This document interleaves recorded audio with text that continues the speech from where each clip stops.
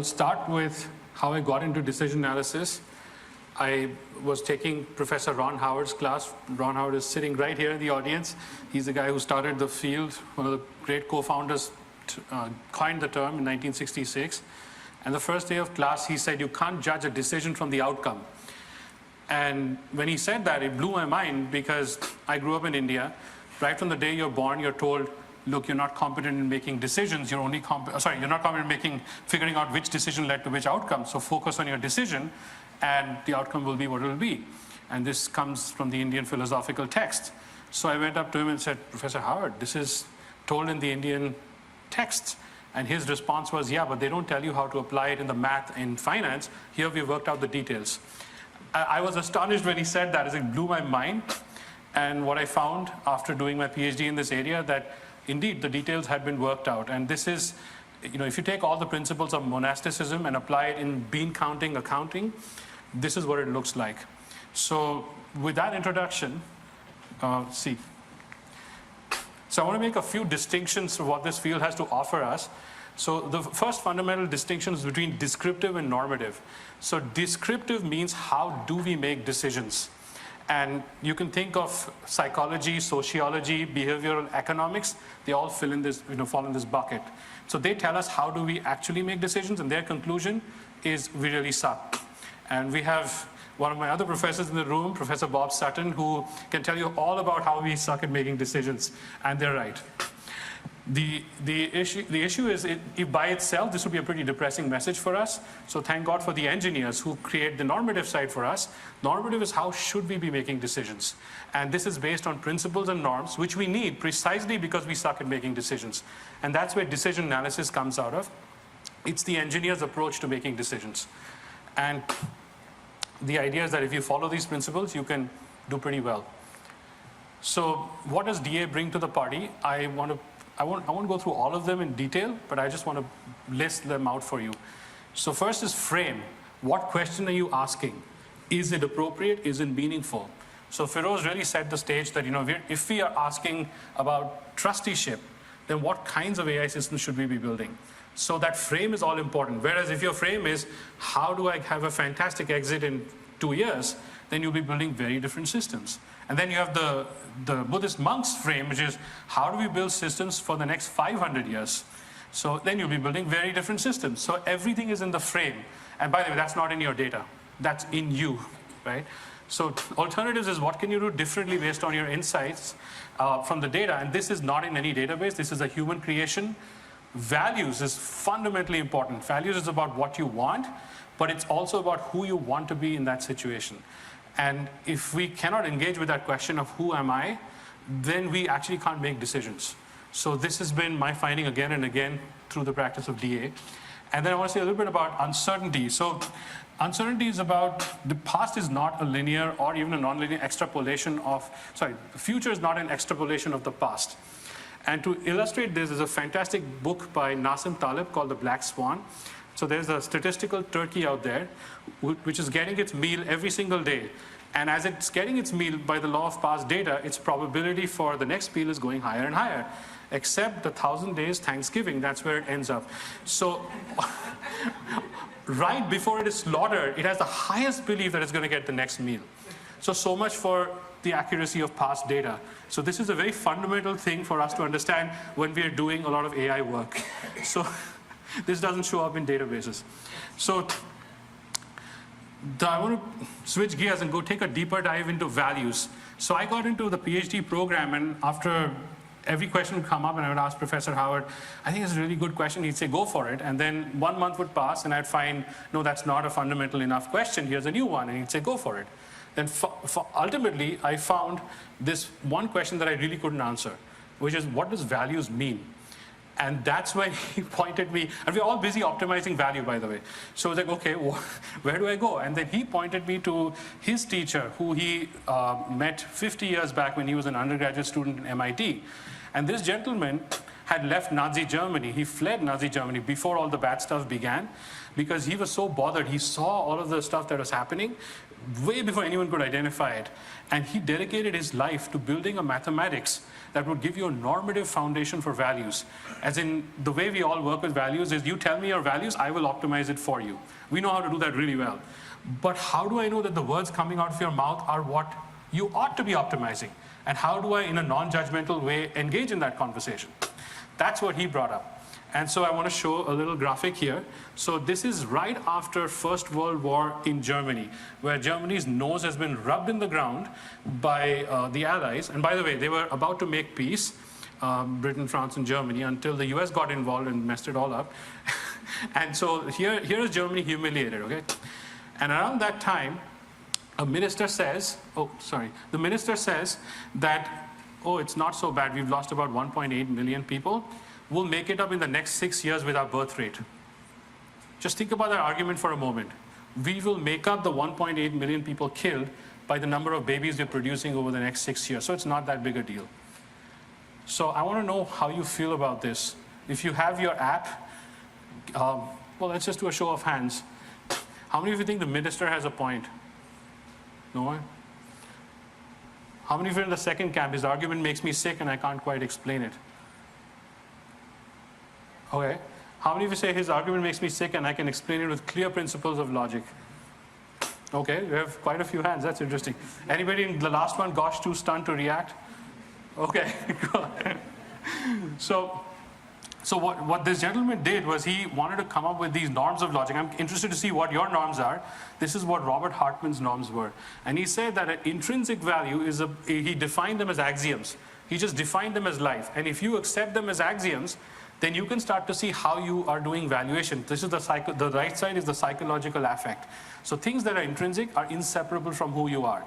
Things that are extrinsic are means to an end and they have a physical reality. And on the valuation side, they are everyday interestedness. Like I like this chair because it helps me, but it's not a part of who I am. And systemic is constructs and rules, completely artificial, and that's the most objective. It's about rule fulfillment. So if you are taking a human life, which is defined as an intrinsic value, and you're treating it as systemic valuation, which is, by the way, all of population statistics, that's exactly what it does, he would call that a major valuation mistake. And insofar as you are valuing the count of 1 million lives over an actual life, you can correct that mistake. You can say, oh, no, that's not how I want to be valuing. And the opposite is also true. Some people might say, I value certain metrics like profit or promotions, and that's a part of my identity. Well, that's a systemic, you're taking something systemic and you're valuing it at the intrinsic level. Again, that you would call a valuation mistake. So for the very first time in human history, we have a principle-based framework to test if you're thinking straight about values, provided you accept the axioms. If you don't, then of course we can't begin the conversation. So the last distinction I'll make is based on Hartman's principle. He really dings systemic values a lot, but I have found that sometimes the spirit peeps through the numbers. And I'm going to make two distinctions there. One is luminosity. So if you look at your metric, how luminous is it? How much of a bright light does it shine on the situation? So for instance, my daughter's school, they do fundraisers, and a very powerful metric is how much money did you raise? And it organizes all the activities. That's the reason it supports so many things. But the second distinction is around, is money the only thing that matters? And so I have another distinction called numinosity. And the word numinous is defined as appealing to your higher emotions. It's about your spirit. Does it have a spiritual sense in it? And in the sense of, does it motivate you? So if you take it to that meaning, that doesn't motivate me very much. And I'm thinking, I already paid the tuition. Why am I having to support a fundraiser? So they are actually optimized by a completely different metric. And that metric is percentage participation. So they've equalized every single person. So whether I have too much money or I have very little money, doesn't matter. My voice is exactly the same as anyone else. And so when I found out about this, my heart lightened. It's like, okay, I get it. This is community. And they said, we have to express ourselves. If you're a part of the community, then participate. And that really unlocked my heart. And then that created the space for me to look under the hood and see, well, community value is actually also behind the metric of dollars raised. But before, I was too freaked out to engage with it because I felt like I didn't have enough. And so that metric's numinosity allowed me to look at their explanation. So luminous metrics require a little bit of explanation, but numinous metrics, it just hits you like that. And I found over and over again that there are metrics like this that immediately make that value connection clear, and they're very powerful. So with that, yeah, I'd love to hear what are you feeling after all these thoughts? Would be curious, and I'll pass it back to Yuva. Thanks, Somik. Clearly, please sit down. Your talk did get us thinking about how much needs to go on normatively behind our entire decision-making process. So let me start off with this fun question back to Lorien. So Lorien, with DI, what would the Thanksgiving turkey have done? Would it have made a different choice or had a different mindset? The Thanksgiving turkey would have had a bigger systems analysis picture in which it understood that people like to eat turkeys and they kill them, right? So it's the point, it's got the backward-facing data, but that's not enough. And that's absolutely classic. That's the failure of just plain AIs. We don't have that causal systems knowledge. Awesome, great. I would like to open it up to the audience. If you have any questions or comments, this is the time for you. You can also fill that in the poll that you have on your phone, so it'll show up here. Yeah, we have a question here. Is there a mic runner? Just 1 second. Okay, so go ahead. There.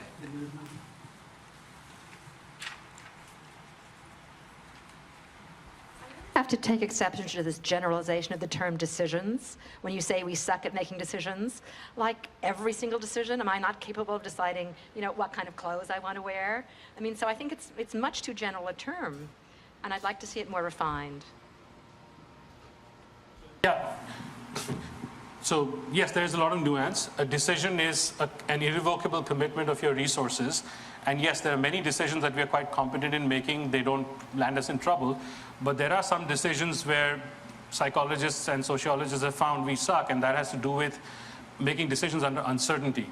So biologically, if you hear the roar of a lion, our first instinct is to hide because that's how our ancestors survived. It's kind of ingrained. But we never needed to survive by predicting what will happen 2 years from now. And so that skill biologically is just not there in us. So they've done lots of tests, and of course the jury's a little bit out. So psychologists generally will prey on hapless undergraduate students in psychology to prove their results. So I don't know how generalizable it is, but there is a lot of compelling evidence that we are unable to deal with uncertainty. For instance, if you read the newspapers, you would think that the skies are falling. But you know what? If you had a wonderful time here, so here we have the media, but if you just had a good dinner with your friends, it will not come in the newspaper. If you had a long traffic drive, but no accident, nobody died, it won't come in the papers. And that's everybody's experience. And yet, by just looking at the newspapers, we will put a very high probability that the skies are falling. That's what I mean by cognitive bias. So, yeah. Thank you. Add something to that, Lorien? That's a great question, though. I'm glad you asked it. Is there one more? Jonathan's back We there. have one more question. Yeah, one question. Jonathan? I have a question. It maybe follows from the last one with uncertainty and ambiguity. If we think of Maslow's pyramid of needs, we have a sort of a hierarchy of needs. And if we were to divide our decision intelligence and artificial intelligence in each of those different categories, wouldn't we have a more powerful way of sort of characterizing the system? You know what I mean, where the foundation is like food and water and energy and shelter, and then above that we have security, and above that we have belonging, and above that we have esteem, and then we have self-actualization at the top. So if we were to decide within each category, rather than trying to generically describe it, it follows from what the last questioner asked. I mean, is this relevant to what I want to worry about with regard to, what I'm going to wear today or what I'm going to eat tomorrow? Or is it more relevant if we think about self-esteem or we think about self-actualization? So you see what I'm saying, right? Yeah, I think Maslow's hierarchy is a little bit, I mean, it's useful, it's good as far as it goes, but one of the ways in which it restricts our frame is to say that you can only think about self-actualization when you've taken care of your basic needs. But what we actually find in the world out there, if you just go out there to countries that are not the US, you will find incredibly poor people who are incredibly happy, who are working on their self-actualization. So a more modern view is you need all of those levels as vitamins, as opposed to you got to have one and then you got to have the other, then you got to have the other. But so I don't know. I don't have a clear sense of intuition on should you look at them separately or should you look at them in an integrated way. But it's one way to think about it. I'm KRS Murthy. I have done over 15 big data AI conferences with who is who in the world. Okay, you're talking about AI. I somehow see this is all touchy-feely kind of a presentation and discussion rather than understanding the axiomatic foundations of corpus and the processes of whatever analysis you do and so on. And we need to understand the axiomatic foundations, and based on which, how robust is it? That's very, very important. And then the methodologies and so on have to be built upon it. Otherwise, it becomes too much touchy-feely. Absolutely. Not AI, not ML, none of these things. And machine thinking is different from human thinking, you already know. Yeah. I'll answer real quick just because we're running out of time. I don't know if I believe in AI. I believe in AV, and we have kind of an AV time thing, so I'm going to give you a real quick answer, but let's talk later because it's a fantastic question. I think we have an awful lot of unstated tacit assumptions in what we do, and by being more explicit about the context and our axioms, that's a big part of what's going to come down the pike over the next few years of AI, and I think our AI friends will probably talk more about context too. So that's it. One last question. We're out of maybe? time. Okay, so then fine. Being mindful of time, let's move on. We've made a great start, and I would like all of us to keep thinking on these lines. So in parting, I would like to speak about the phenomena in ecology called edge effects, where the savanna meets the forest. That's the place where we have the maximum biodiversity. So here again, I see this wonderful group of experts coming in, and let's look forward to some emergence, as Firoz put it. Thank you.